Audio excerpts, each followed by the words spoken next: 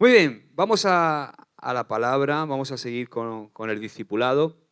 Estamos en esa serie de mensajes que hemos titulado Ser para hacer. El Señor está mucho más interesado en lo que somos que en lo que hacemos. De hecho, nosotros en casa, por ejemplo, como padres, cada uno de nosotros, cuando queramos transmitir el cristianismo, ¿verdad? ¿Cuántos quieren transmitir a sus hijos el cristianismo, verdad? Pues seguramente a tus hijos les va a impactar más lo que eres que lo que haces. O sea, ¿por qué? Porque si tú no eres y te ven haciendo, pero realmente no eres lo que dices hacer, pues vas a crear una confusión en ellos y eso se llama religiosidad, pero nosotros no. Nosotros queremos vivir un cristianismo que es ese cristianismo que es la vida de Dios en nosotros, que se expresa de una forma naturalmente espiritual y espiritualmente natural. Amén. Y que se vive en casa y que somos lo que somos en Cristo Jesús. Y de ahí, de ese ser y saber lo que somos en Cristo Jesús, entonces que se produce el hacer, las obras para el Señor. Y vamos a seguir. La semana pasada descubrimos que la cruz es el significado supremo, ¿no? Para poder empezar a ser lo que tenemos que ser. O sea, tenemos que morir para ser. Tenemos que morir a nuestro ego, a nuestra vieja manera de hacer las cosas, a nuestra carne, a esa vieja naturaleza, como la identifica Pablo, que tan desgraciado nos hace a veces dentro del mundo cristiano. Para poder vivir la vida de Dios, para poder ser, tenemos que encontrarnos con la cruz. Y la cruz no es algo ni es un evento que en nuestra vida debería ser un evento, sino debe ser algo que recordemos continuamente. La cruz tiene que ser no algo pasado, atrás, sino algo que tengamos siempre muy presente en nuestra vida. Amén. Bueno, y leíamos la semana pasada, Gálatas 2:20, este texto, dice, con Cristo, son palabras del apóstol Pablo, estoy juntamente crucificado. Hoy vamos a descubrir cómo vive un crucificado. ¿Cuántos quieren estar crucificados? Amén. La vida del cristiano es una vida de crucificado. ¿Lo puedes decir conmigo? La auténtica vida de un cristiano es una vida crucificada. Sin cruz no hay gloria. Sin cruz no hay vida de Dios. Dice Pablo, esto Pablo lo sabía muy bien, por eso él dijo a los Gálatas, con Cristo estoy juntamente crucificado, ya no vivo yo, mas vive Cristo en mí. Y lo que ahora vivo en la carne, lo vivo en la fe, porque sabes que todo es por fe, ¿verdad? Sin fe es imposible agradar a Dios. Todo es por fe. Lo vivo en la fe del Hijo de Dios, el cual me amó y se entregó a sí mismo por mí. Vamos a leer ahora, que es donde nos quedamos, si recuerda la semana pasada, dijimos que íbamos a leer atentamente el relato de la crucifixión de Jesús y de ese relato vamos a extraer algunos principios de cómo debe ser la actitud de alguien que vive crucificado. Suena raro, ¿verdad? ¿Cómo hacemos para vivir crucificados? Parece que suena raro. Esto es lo que el mundo puede llamar locura, ¿no? Pablo parece que se está contradiciendo cuando dice esto que hemos leído en Gálatas 2:20, cuando declara, ya no vivo yo, Cristo vive en mí y la vida que vivo en la carne es por la fe en el Hijo de Dios. O sea, si ya no vivo yo, ¿cómo es que vivo en la carne? ¿Cómo es eso? ¿Verdad?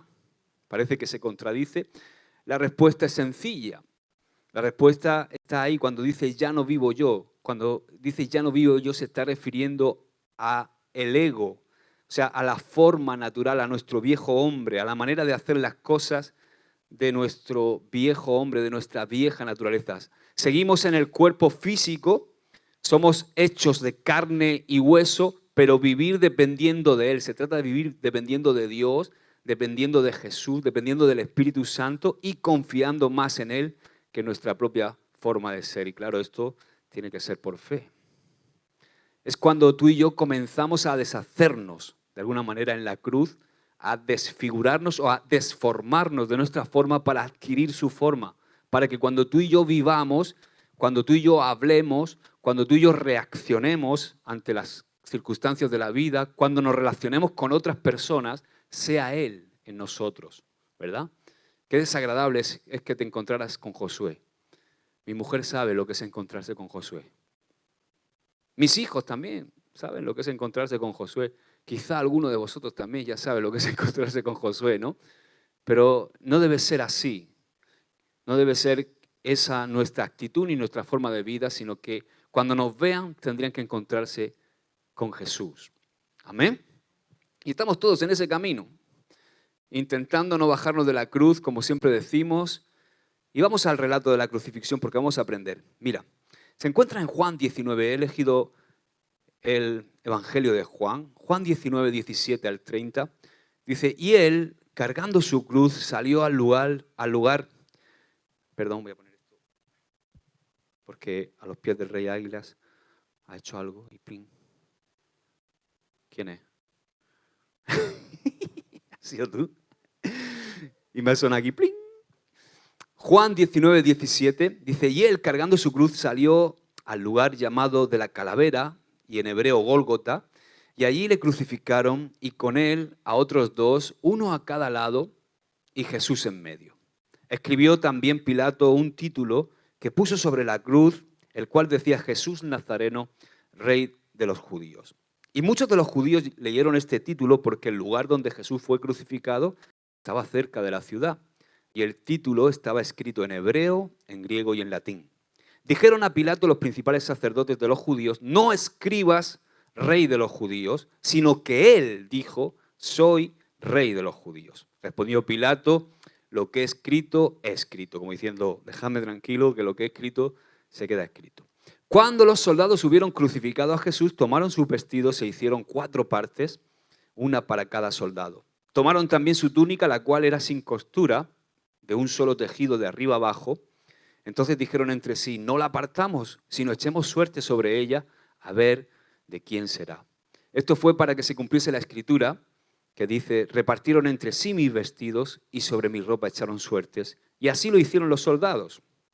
Estaban junto a la cruz de Jesús su madre y la hermana de su madre, María, mujer de Cleofás, y María Magdalena.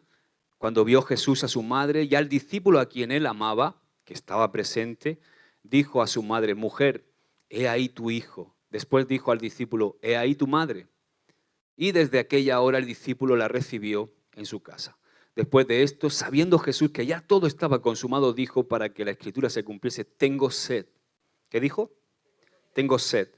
Y estaba allí una vasija llena de vinagre, entonces ellos empaparon en vinagre una esponja y poniéndola en un hisopo, se la acercaron a la boca. Cuando Jesús hubo tomado el vinagre, dijo, consumado es. Y habiendo inclinado la cabeza, entregó el espíritu. Tremendo este relato, ¿verdad?, de la crucifixión de Jesús. Y me ministra mucho porque, ¿cómo termina, no? Porque imagino la lucha que hubo en Jesús ahí, en la cruz.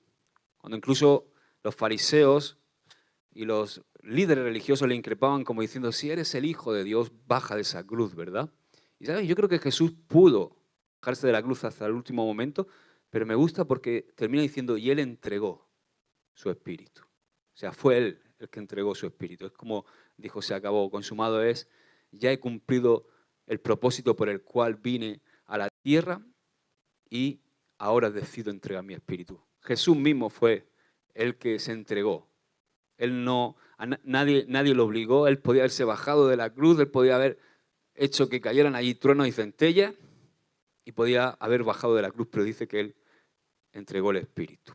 Este mismo relato que he leído aparece en los 4 evangelios, con puntos de vista diferentes, pero contando una misma historia. He elegido el de Juan porque fue el que permaneció ahí. Ese discípulo amado del cual se habla es el propio Juan. Él permaneció junto a la cruz hasta el final. Y ¿sabes? Quien permanece con Él en su cruz ve cosas que los demás no ven. Este es un principio. Quien permanece con Jesús en su cruz ve cosas que los demás no ven. Por eso he elegido a Juan. Ahora veamos las características de una persona que vive crucificada a partir de este texto de la crucifixión de Jesús. Número 1 de las características. Primera característica, un crucificado no tiene nada que esconder. Dice Isaías 53:2, 3 es el profeta Isaías hablando de Jesucristo. Dice, subirá cual renovo delante de él, y como raíz de tierra seca no hay parecer en él, ni hermosura. Le veremos más sin atractivo para que le deseemos. Despreciado y desechado entre los hombres, varón de dolores, experimentado en quebranto, y como que escondimos de él el rostro, fue menospreciado y no lo estimamos. O sea, Jesús no solamente soportó el dolor de los azotes. Dice bueno, no tengo que explicaros, seguro muchos de vosotros sabéis cómo era el látigo romano, que le ataban a esos tiras de cuero, le ataban piedras y huesos para que cada latigazo descarnara la carne de Jesús, no solamente de Jesús, sino todos aquellos que eran azotados. Había gente que moría antes de llegar a los 40 latigazos, desangrados, o morían a los días por las infecciones producidas por esos latigazos. Así que Jesús soportó el dolor de los azotes, también soportó el dolor de la corona de espinos. Dice que le daban con palos y con cañas, después de ponerle la corona de espinos, eran unos espinos grandes, para que los espinos se le clavaran en la cabeza. También soportó los clavos en sus manos y en sus pies, terrorífico eso. Pero no solamente soportó eso, sino que Jesús también tuvo que soportar la vergüenza de ser colgado desnudo en la cruz. Pero Él lo hizo por amor. Para Él esto no era algo bajo, sino que era obediencia al Padre. Y Él lo hizo porque alguien que está crucificado y que tiene el mismo sentir que tuvo Cristo en ese momento, no tiene nada que aparentar. Un crucificado no está preocupado por su parecer o por su aspecto o por cómo la gente lo ve o por su reputación delante de la gente. Un crucificado con Jesús solo quiere hacer la voluntad del Padre, cueste lo que cueste y le parezca lo que le parezca a quien le parezca. ¿Amén? O sea, no tiene nada que esconder. Lo único que quiere una persona que está o que vive juntamente con Cristo es que el reino de Dios avance y no está preocupado en si su reputación es más o menos, ultrajada. No vive pensando en su reputación, sino que vive por y para el Evangelio. Es alguien que no se avergüenza de Cristo Jesús. Y solo quien ama de verdad puede entender esto. Ahora, mira esta frase, porque es una frase que leí en un libro hace tiempo y quería rescatarla. Mira, es interesante. Dice, reputación es lo que la gente piensa de ti. Integridad es lo que Dios piensa de ti. Y ¿sabe? Hay mucha gente que dentro de la iglesia pierde su integridad por conservar la reputación. Y esto es algo terrible. Por ejemplo, esto le pasó a Saúl. Muchas veces renunciamos a nuestra integridad por amor a la reputación. Saúl prefirió la reputación a la integridad. ¿Por qué? Porque prefería el favor del pueblo, prefería quedar bien delante de la gente, incluso aunque eso fuera en detrimento de su integridad, porque él dejó de ser íntegro para Dios. Todos sabemos las obras de Saúl. Entonces, un crucificado no está pendiente de guardar su reputación delante de la gente, sino que lo que verdaderamente le importa es su integridad. Lo que verdaderamente le importa es cómo Dios le ve, no como los hombres le ven. Por supuesto, debe de importarnos, esto hay que ponerle balance, debe de importarnos cómo nos ve la gente siempre y cuando sea verdad. ¿Qué quiero decir con que sea verdad? Si tú eres un mal ejemplo y eres un cristiano que no vive acorde como Dios manda, como vulgarmente se dice, y todo el mundo está viendo tu testimonio, eres un hombre que no paga los impuestos, que vive fuera de la ley, o una mujer que no sé, cualquier cosa que se te pueda ocurrir que sea pecado en tu vida y tienes tu vida llena de tufos, como digo yo, y de cosas a medio hacer o medio cerrar, eres una persona inconstante, eres una persona que no llega a tiempo a los sitios, eres un irresponsable o una irresponsable. Al final, la gente está hablando mal de ti, pero está justificado. Entonces, ahí sí que se te tiene que importar lo que la gente diga de ti. Porque he visto gente que dice, a mí me da igual lo que la gente diga de mí. No.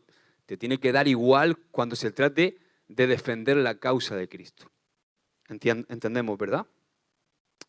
No avergonzarnos de Jesús, pero sí avergonzarnos de cualquier conducta que está lejos de lo que Jesús es en nuestra vida. El que ama estar crucificado con Cristo es aquel que no está buscando beneficios personales, que no quiere quedar bien delante de la gente, que da la cara por lo que cree y no se avergüenza de lo que cree, aunque incluso salga perjudicado.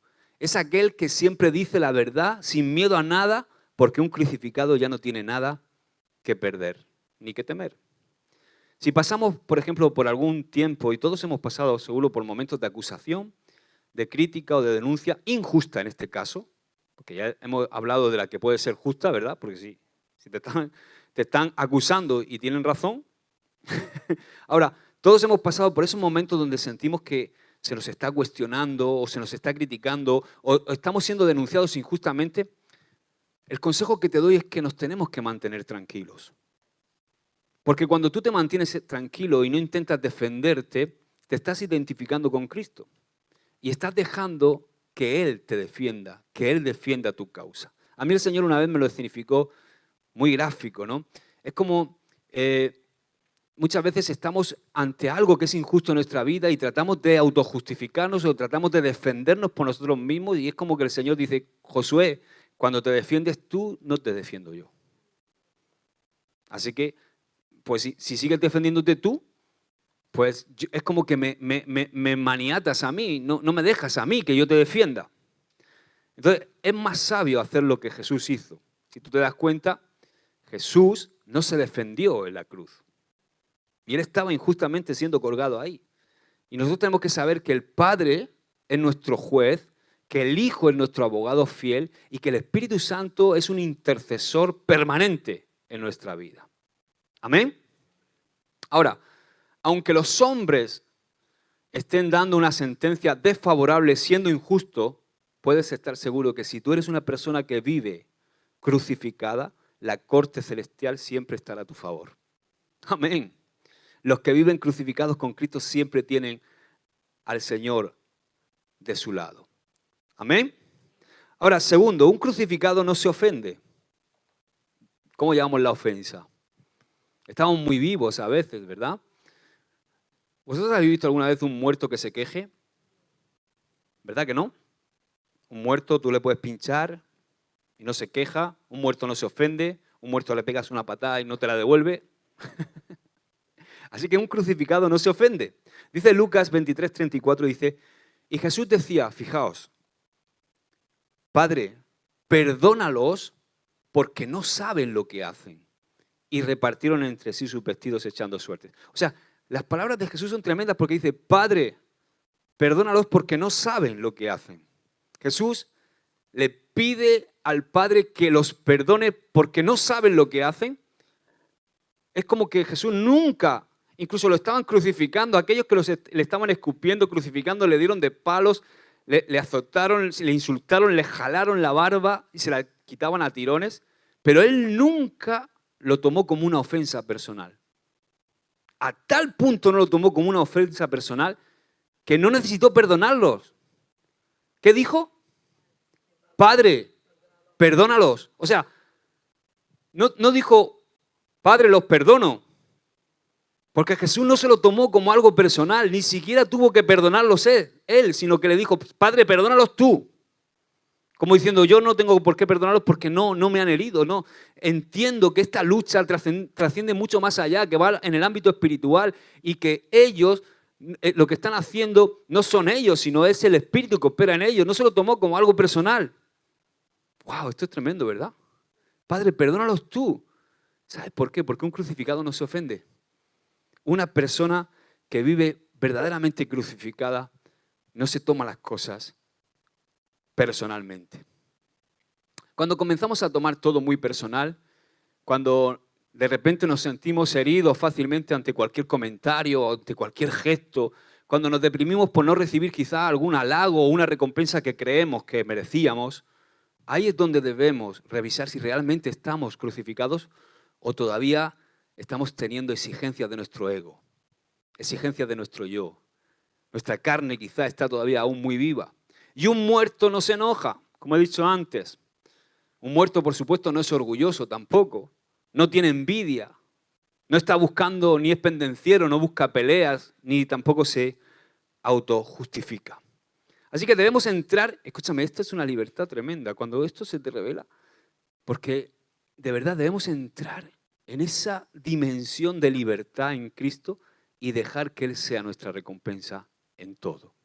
No buscar la recompensa de los hombres, sino buscar la recompensa y el agrado de nuestro Señor. Jesús se entregó como un cordero, dice la palabra, llevado al matadero, y lo hizo en silencio. O sea, las Escrituras mencionan varias veces a Cristo como el Cordero de Dios, y una de las características más importantes del Cordero es que cuando lo crucificaron no gritó ni lloró, sino que lo hizo en silencio. Dice Isaías 53:7, quiero leerlo de la versión Dios habla hoy, dice, fue maltratado, pero se sometió humildemente y ni siquiera abrió la boca. Lo llevaron como cordero al matadero y él se quedó callado sin abrir la boca como una oveja cuando la trasquilan. Ahora, escúchame hermano, hermana, carne quiera defenderse, tienes que recordar al cordero. Cuando tu alma quiera exigir privilegios humanos, recuerda al cordero. Cuando tu interior se sienta abandonado, aún incluso rodeado de gente, recuerda al cordero. ¿Amén? Hoy en día hay muchos que quieren ser leones y pocos quieren ser corderos. Y ese es un problema. Jesús se hizo cordero y se hizo cordero para rugir. Y Él rugió una sola vez. ¿Y sabes qué? Él no rugió en público. Él, en público, ¿qué fue? Clavado en la cruz. ¿Y dice qué? No abrió su boca. Y Él como cordero murió en la cruz sin abrir su boca, pero cuando bajó abajo, a lo más bajo, no en público, sino en lo más profundo del Hades, en lo más profundo del infierno, ahí rugió como un león para arrebatarle las llaves de la muerte y del infierno al diablo. Amén. Y ahí es donde Jesús rugió. Y después resucitó en gloria, liberando a la humanidad de las tinieblas y de la muerte para siempre. Así que, mira esta frase, quien soporta como cordero es digno de estar en el trono con el Padre. Amén. En silencio. Una cosa que tengo también que decir, voy a hablar ahora un poquito, pero es importante que no tengamos miedo de la cruz. Porque la cruz es el camino. O sea, la cruz es el camino a tu victoria, a mi victoria. Así que no tenemos que tener miedo de la cruz, no tenemos que buscar. A veces estamos intentando buscar atajos porque queremos evitar el proceso de la cruz. Porque el proceso de la cruz es duro, porque es la muerte a nuestro ego, a nuestras propias formas de hacer las cosas, a todo aquello que es intrínseco de nuestra naturaleza vieja. Ahora, no tenemos que tener temor a la cruz. Y tampoco intentes buscar atajos para el proceso. Porque por más que duela, es el único camino que nos hace valorar sinceramente el sacrificio, la muerte y la resurrección de Cristo. Y es el único camino para que podamos vivir la vida que Dios quiere que vivamos. Y es ahí, cuando nosotros nos damos cuenta de eso y reconocemos eso, es cuando nos volvemos dignos portadores de la vida de Dios. Amén. Si quiero vivir la vida de Dios, tengo que morir, hermano. Así que no tengan miedo tampoco al diablo, que muchos están atemorizados siempre con el diablo. No tienes que tener miedo al diablo, porque Dios es todopoderoso. Y al enemigo no le queda ningún poder, a no ser que tú le des lugar. El único poder que el diablo tiene en tu vida es cuando le das lugar. Y tampoco olvides que Jesús que tomó las llaves de la muerte y del infierno. ¿Estás entendiendo esto? ¿Qué quiere decir eso? Que resulta que nuestro enemigo, el diablo, no tiene ni las llaves de su casa. Así que estamos del lado del vencedor. Nos conviene vivir crucificados con Cristo porque quien es digno de estar en el trono con el Padre. Amén. Aleluya.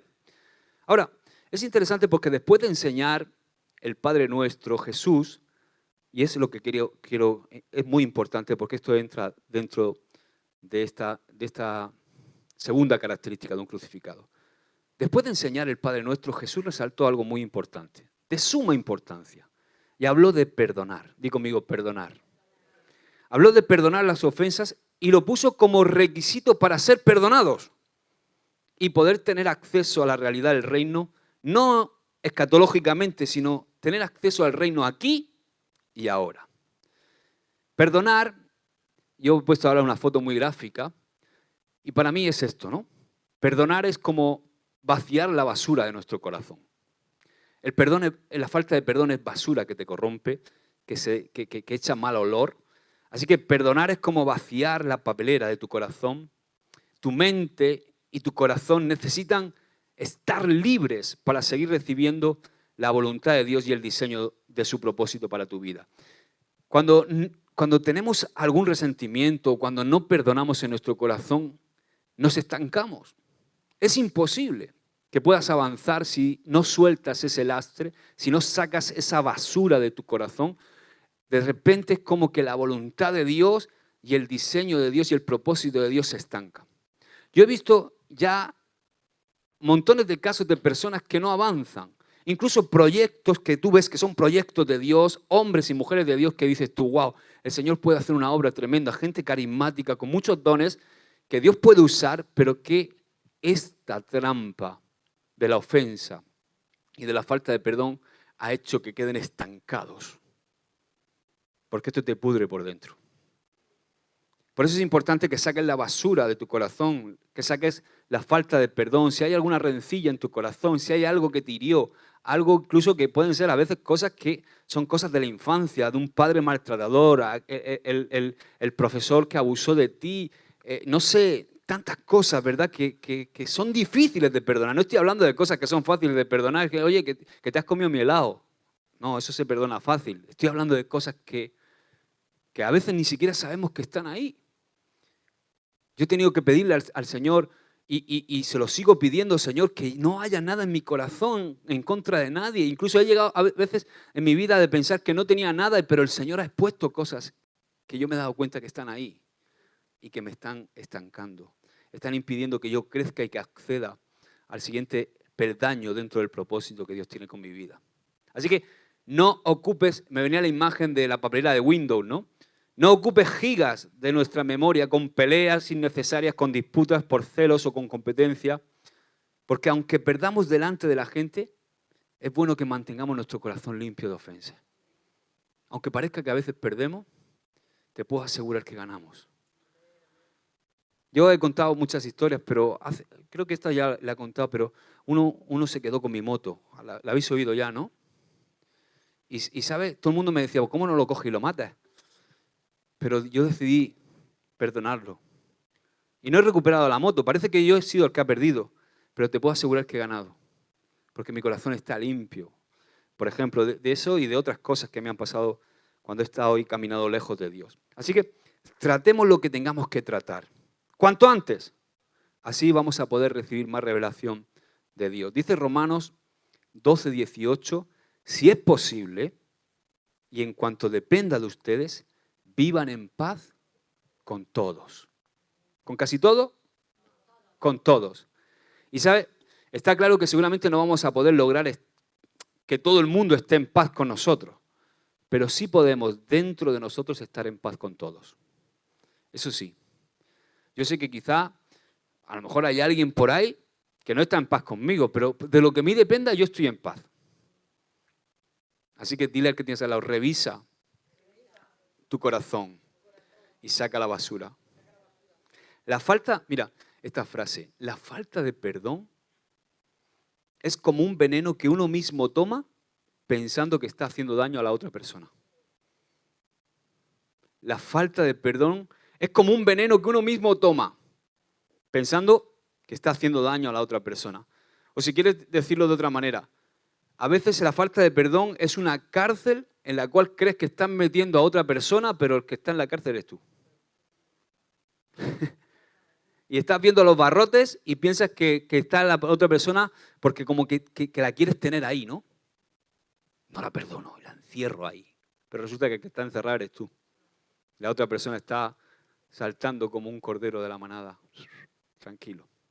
Así que no perdamos tiempo. Liberemos perdón. Recordemos a Jesús en la cruz. Perdónalos, Padre. Perdónalos porque no saben lo que hacen. Suelta las ofensas rápido para no perder lo que está al otro lado de la cruz. Ahora, 3. Un crucificado con Cristo, un crucificado sabe quién es. Esto es muy importante. Sabe quién es. Fíjate que los religiosos que estaban ahí en el momento de la crucifixión de Jesús si le decían, si eres el Hijo de Dios, bájate de esa cruz, ¿verdad? Fijaos que es la misma tentación de Satanás en el desierto. Si eres hijo de Dios, haz que estas piedras se conviertan en pan. ¿Os acordáis? Y esa es la misma estrategia que muchas veces el enemigo usa con nosotros. Si eres hijo de Dios, ¿por qué estás así? Si eres hijo de Dios, ¿por qué no llegas a fin de mes? Si eres hijo de Dios, ¿por qué estás atravesando esta circunstancia? ¿No eres hijo de Dios? Pero sabes que un crucificado está muerto para el ego y para el orgullo. Y lo único que quiere un crucificado es hacer la voluntad de aquel que le ha dado la vida nueva. Por eso tenemos que llevar cuidado con el orgullo. Y tenemos que saber quién somos. Tener el balance de lo que somos en Cristo Jesús. O sea, por ejemplo, ¿vosotros habéis dado cuenta? Esto es un proceder, es una conducta orgullosa, que a veces no nos damos cuenta, pero es una conducta orgullosa. Un orgulloso siempre quiere, de alguna manera, mostrar lo que sabe. Y también lo que tiene, como para sentirse alguien. Yo me he dado cuenta de esto, y esto es muy sutil, porque muchas veces estás hablando con alguien y es como que esta conducta orgullosa hace que esa persona no te escuche. ¿Te ha pasado? Es como que alguien que está hablando contigo y parece que quiere mostrarte siempre. Por ejemplo, estoy hablando con alguien y digo, he pasado una semana bueno, acabo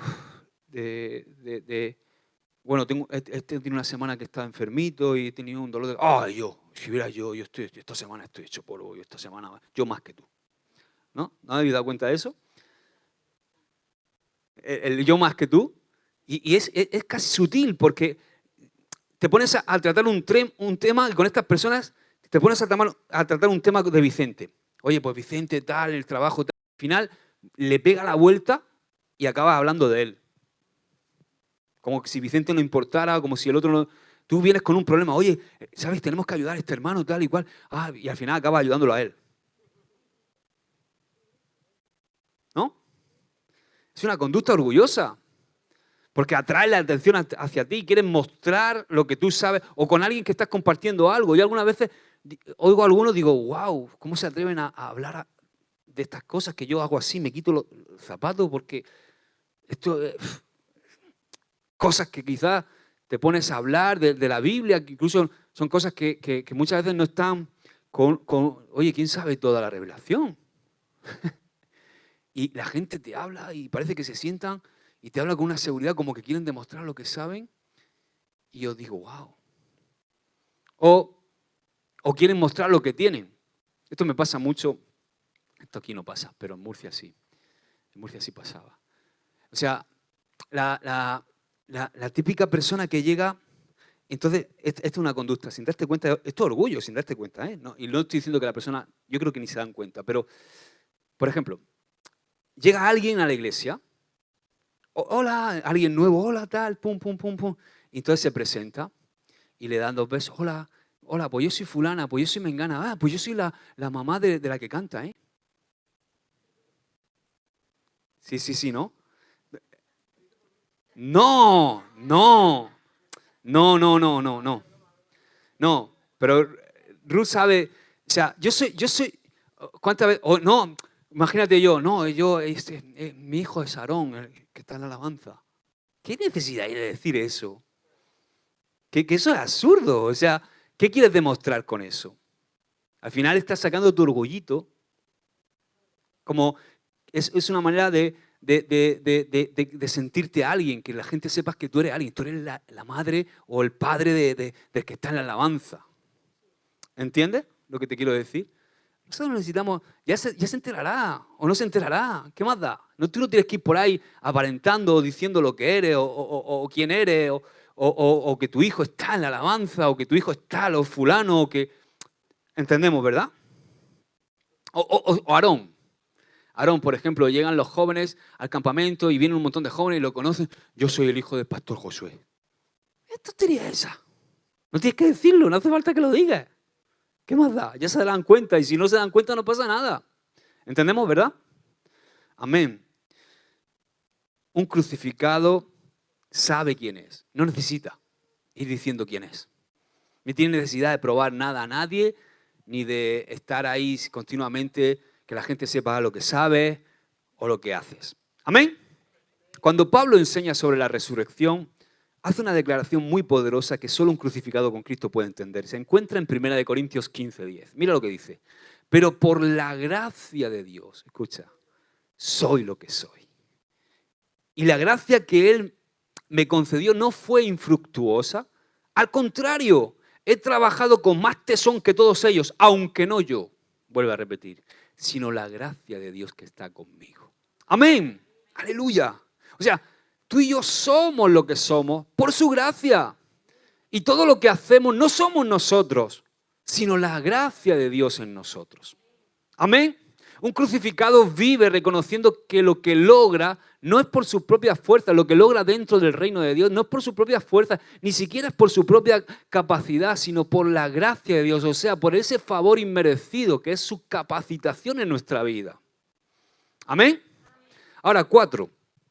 Un crucificado tiene sed de las cosas eternas. ¿De qué tiene sed? Dice Juan 19:28, después de esto, como Jesús sabía que ya todo había terminado y para que se cumpliese la Escritura dijo, tengo sed. ¿Qué dijo? Tengo sed. Ahora, vamos a pensar un poquito juntos. Piensa bien esta situación en la que estaba Jesús. Jesús había soportado los azotes en la espalda, había soportado el dolor de la corona de espinos, los puñetazos, los jalones de la barba, los escupitajos. Había soportado el peso de la cruz que cargó por más de 2 kilómetros. Había soportado los clavos en la mano, los clavos en los pies. Se le clavaba aquí. La gente piensa que es aquí, pero es aquí. Se clavaba en la muñeca, la crucifixión en la muñeca, porque si te clavaban aquí se desgarraba. Aquí no, eran aquí. Ahora, después de soportar todo eso, Jesús, ¿tú crees que Jesús no podía soportar la sed? ¿Tú qué piensas? Después de haber soportado todo eso, ¿tú crees que Jesús en sus últimos momentos, antes de entregar su espíritu, no podía haber aguantado la sed? ¿Por qué dijo Jesús, tengo sed? Lo que pasó en ese momento es que Él no estaba pidiendo, Él no tenía sed de agua común.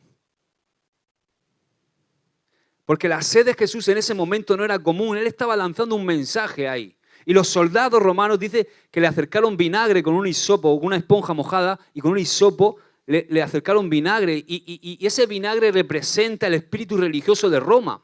Le dieron vinagre porque el espíritu religioso es agrio. Lo que Jesús quería es lo que Él declara en Juan 7:38. Dice, el que cree en mí, como dice la Escritura, de su interior correrán ríos de agua viva. Ese era el agua que Jesús estaba. Esa era la sed que Jesús dice, con este acto que estoy haciendo de morir por la humanidad en la cruz del Calvario, yo estoy manifestando que lo que tengo sed es sed del agua viva que va a correr por el interior de la gente que va a ser rescatada a través de este sacrificio. Yo tengo sed de intimidad, tengo sed de hijos. ¿Amén? Wow. Así que un crucificado tiene la misma sed. Tiene sed de intimidad con Dios y tiene sed de almas que vengan a los pies de Jesús. Dice, mira, escucha, de nuestro interior, di conmigo, de mi interior, sale agua que sacia la sed de Jesús. Wow. O sea, ese espíritu que iba a venir a morar sobre la iglesia, sobre cada hijo suyo que iba a ser rescatado por ese acto que él estaba haciendo en la cruz, iba a ser lleno del Espíritu Santo, y esa es la sed que hoy sigue teniendo Jesús. Tiene sed de lo que ha puesto en ti, tiene sed. Él quiere llenarse de esa agua que sale de ti. ¿Amén? Y esa es la sed que tiene que haber en nosotros. La necesidad de Jesús es la misma necesidad del Padre, sed de intimidad y sed de almas. Y esa es la sed que tiene que haber en ti y en mí. Sed de intimidad con Dios y sed de almas. Amén. Cuando tú y yo estamos crucificados con Cristo, lo que más nos interesa en nuestra vida son las cosas eternas y no las pasajeras.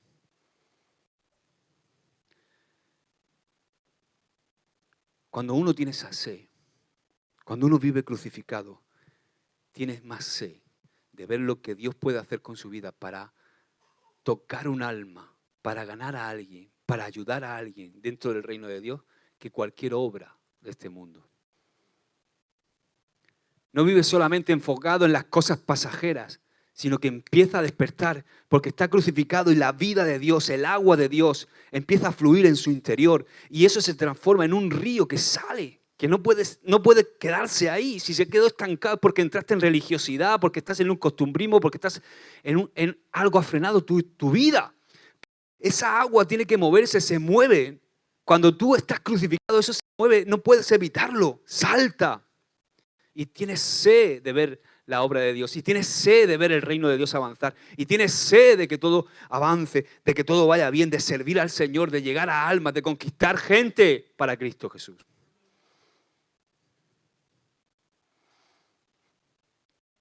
No estás solo enfocado en lo pasajero, en lo que se va a quedar aquí, sino que coges lo pasajero, incluso eso que es cotidiano y pasajero, lo enfocas y dices tú, ok, esto es pasajero, pero lo voy a utilizar también para el propósito eterno. No vivo solo para mí mismo y mi mecanismo, sino que empiezo a tener una visión de decir, yo no solamente yo quiero que me dejes, Señor, que abunde y sobreabunde, pero ¿para qué? Para hacer tu obra, para ayudar a otros. Y esto no solamente doy el diezmo, esto es que vives con esa necesidad de que te beban. Tienes esa sed, ¿me entiendes, verdad? Dice 2 Corintios 4:18. Así que no nos fijamos en lo visible. ¿En qué? Sino en lo invisible. Ya que lo que se ve es pasajero, mientras que lo que no se ve es eterno. Tú puedes ganar muchas cosas aquí en el mundo, pero no hay nada de más valor que tú ganes un alma. ¿Amén? ¿Cómo calculas tú el precio de un alma? Eso no lo pagan ni millones de euros que tú puedas ganar, que se van a quedar aquí, por cierto. Porque yo creo que no te los puedes llevar para arriba, ¿no? ¿Tú has visto alguno que se lo hayan metido en la caja y no, verdad? ¿Qué quiero decir con esto, hermano? Tú y yo, todo lo que hagamos, tenemos que intentar que tenga una trascendencia eterna. Que toda nuestra intención, toda nuestra motivación, aunque sea también porque Dios quiere que cuidemos nuestro mantenimiento, nuestras cosas, todo lo que atañe a nuestra vida, pero que tengamos siempre una visión eterna, que tenga una trascendencia eterna. Incluso aún en las cosas más sencillas de la vida, si tú las haces con amor eterno, toman otro sentido. Un sentido que va más allá de la razón, incluso de las circunstancias. Un crucificado con Cristo no se deja limitar por el tiempo y por el espacio. No vive esclavo del tiempo y del espacio. Porque está a la puerta de la eternidad y está valorando lo que el cielo valora. ¿Estás para pensar? A veces yo digo, Señor, estoy perdiendo un tiempo en un montón de cosas que el cielo no está valorando. Que no valora el cielo. Y hay cosas que son inherentes de esta naturaleza en la que vivimos y tenemos que ocuparnos de ellas. Te tienes que lavar los pies, los dientes, todas esas cosas tienes que hacerlas. ¿Me entiendes, verdad? Cosas cotidianas. Trabajar, esto, el otro. Pero, oye, hay cosas que hacemos, montones de cosas que el cielo no valora. Si me paso un montón de horas viendo series de Netflix, o un montón de horas detrás de la pantalla del ordenador o del móvil, o paso horas, demasiadas horas en entretenimiento y todas esas cosas. ¿Dios quiere que tengamos entretenimiento? Claro que sí. ¿Dios quiere que dediquemos tiempo al ocio? Claro que sí, porque sabe que es importante para nosotros, para que estemos bien. Y Dios quiere que le dediques tiempo a la familia, al trabajo, a un montón de cosas. Claro que sí, quiere que le dediques tiempo, pero quiere que se lo dediques en su justa medida. Porque Dios valora eso también. Dios valora que tú trabajes. Dios valora que le dediques tiempo a la familia. Dios valora que tú dediques tiempo para también el esparcimiento, porque Dios nos ha creado con esa inquietud. Necesitamos desconectar de vez en cuando, ¿a qué no? ¿A qué te digo a que sí? Pero tenemos que entender, cuando estemos haciendo algo, oye, esto que estoy haciendo ahora mismo, ¿el cielo lo está valorando? Estoy en la playa tirado y estoy con mi familia pasando un tiempo, gloria a Dios, esto el Señor lo está valorando. Me estoy tomando un helado con un hermano, tomando un café con una hermana, el Señor lo está valorando. Pues son tiempos de bendición. Pero cuidado con el enemigo es un robador de tiempo. Y él lo que busca continuamente es que estés haciendo cosas que no tienen valor eterno. Amén. 5. Un crucificado descansa en el trabajo terminado. ¿Qué? Un crucificado descansa en el trabajo terminado. Esto es muy importante. Y es algo que tenemos que lograr. Yo mismo intento lograr esto. Pero un cristiano no puede vivir en ansiedad, en temor continuo. Tenemos que vivir en el reposo del Señor. Dice Juan 19:30. Cuando Jesús hubo tomado el vinagre, dijo, consumado es. ¿Qué dijo? Tetelestai. Consumado es. Y habiendo inclinado la cabeza, entregó el Espíritu. Consumado es. ¿Qué quiere decir consumado es? La expresión griega tetelestai. ¿Qué quiere decir?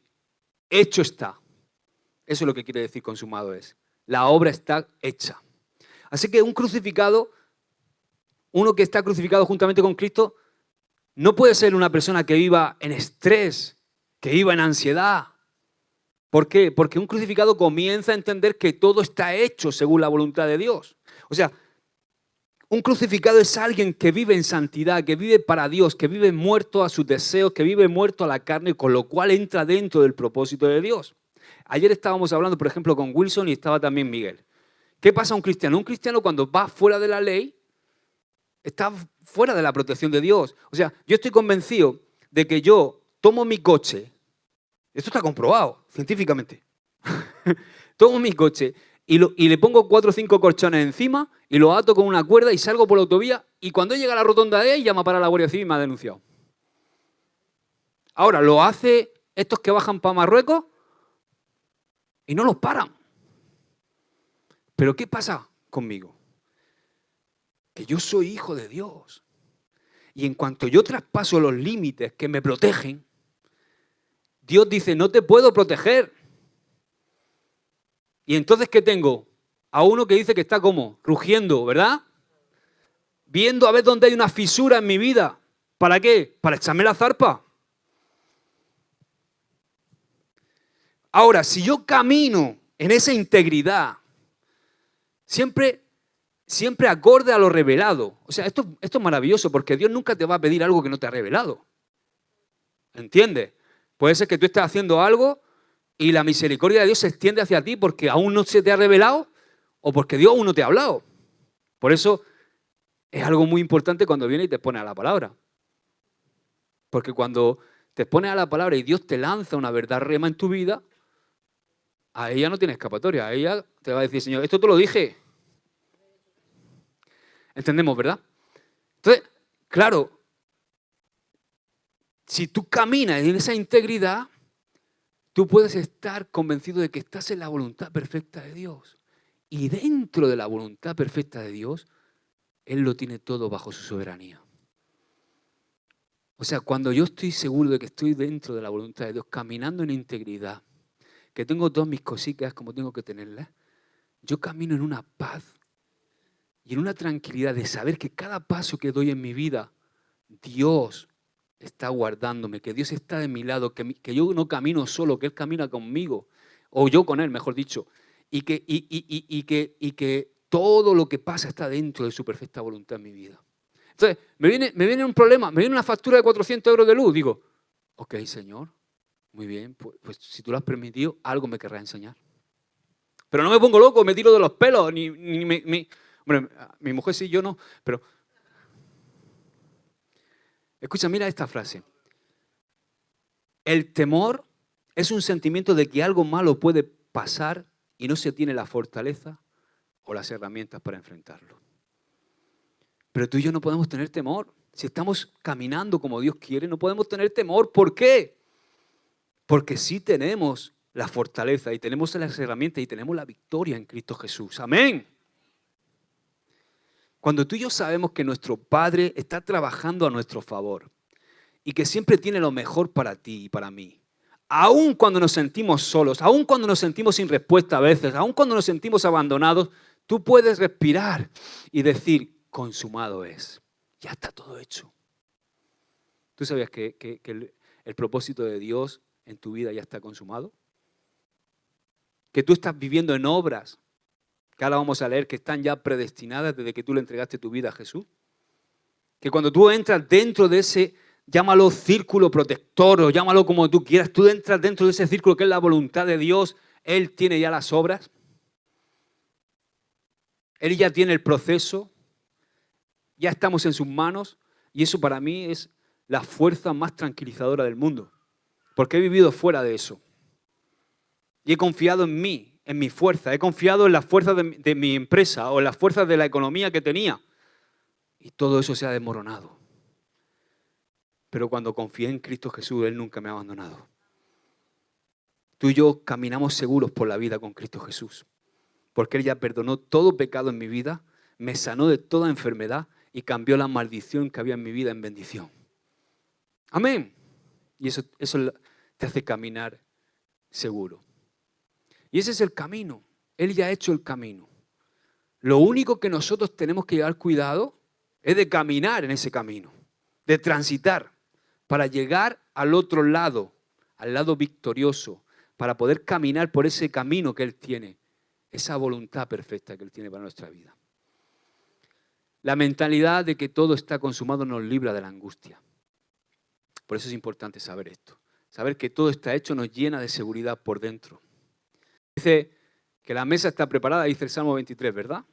Que solo tenemos que sentarnos y Él se encarga de nuestros angustias. Dice, aunque ande en valle de sombra de muerte, no temeré mal alguno, porque tú estarás conmigo.